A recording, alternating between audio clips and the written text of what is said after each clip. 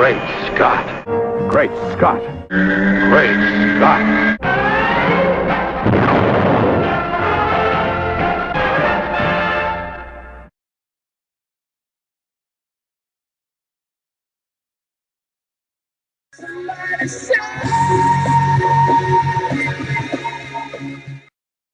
The world before this moment will exist to you.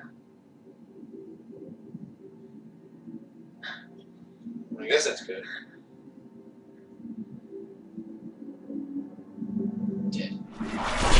So the black ooze is actually that stuff that made Ryan start forgetting everything way back in season, who cares? It's not like they actually planned for this. I mean, it just so happens that it's a convenient way for them to try to cover up their mistakes that they made over the last 10 years. And by the way, it's a little bothersome that every storyline Lex was involved in all this time is now wiped away, and everything everything Lex learned about Clark, or knew about Clark, or knew about anything else, any relationship he ever had, is now completely erased and is meaningless. Lex score. Huh. That was cool. Gotta be honest, I didn't actually notice that they made the Luthor Corp sign look like LexCorp until after I saw the show and then went back and read the boards and... Hey, wait a minute, this is supposed to be me going big. What I mean is, I went back in time and pointed it out to myself so that I wouldn't miss it. Yeah, that's the ticket. It doesn't make any sense that Jonathan is handing him this suit. There is no physical manifestation of the guy. He's dead. Alright, another thing people seem to be very happy about was the Jonathan scenes. I love John Snyder. I'm glad they brought him back. I actually was saddened at the beginning when I didn't see his name in the guest stars, thinking that he wasn't going to be there. But I gotta say, I think it's a poor way to use him, just like they used him in the season premiere. He's not there. He's a ghost. And this is not Magic World. This is a world that's rooted in the reality of what might happen if a guy got superpowers imbued upon him by the Earth's sun. Not about a guy who can see ghosts, interact with ghosts, be handed uniforms by ghosts.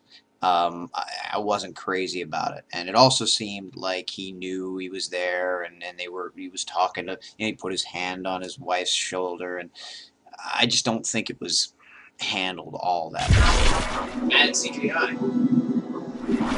So all costume or Superman-ness that we get is completely CGI, and boy, is it bad. I mean, it looks like a cartoon. It reminds me of the old serials where Kirk Allen would leap into the air and become a cartoon at that point. It was just bad, and it was super long distance, and you really couldn't tell that Clark was in the suit, and he really wasn't. Tom Welling apparently made a promise that he would never wear the suit, and whether it was the producers or him or whatever, they kept to that, and even trying to fill in the blanks for us and give us what they thought we wanted, they still didn't have a suit. And my take on it is probably it's very expensive to go through the testing phase, the trying on phase, and everything else with different suits and different uniforms, and none that have already been created for other actors would fit Tom. So for this little 10-minute piece, it didn't really make a lot of sense for them to have an actual suit, although many fans and myself would have appreciated it if they had.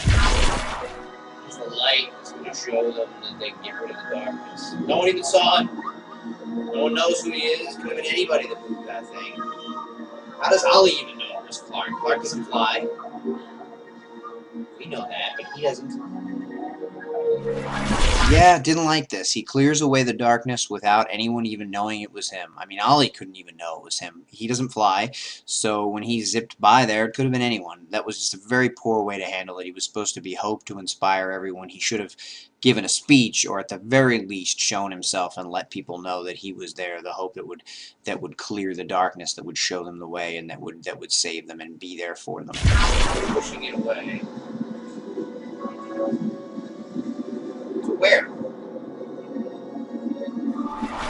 Pushes Apocalypse away, seemingly so that it's still there and can come back at any time. But the show's over, so we'll never see what happens with that.